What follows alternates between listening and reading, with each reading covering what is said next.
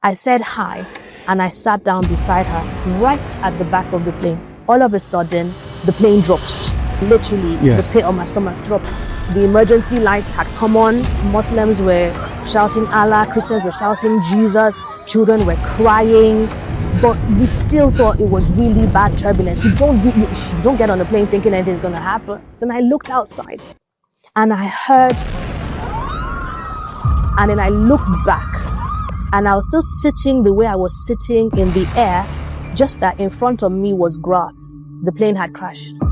Before that day, I believed in God.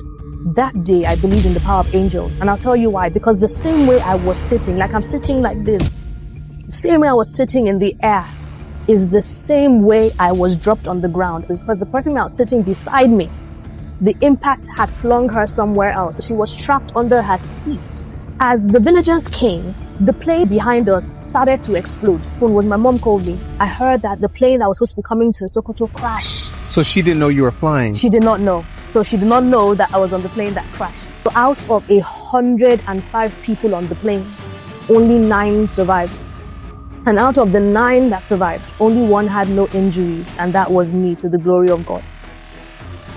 My auntie, then me, were you targeted spiritually? When I was thinking about this interview and knowing where you go, I've never shared this part publicly. Even in my book, I didn't say this in my book.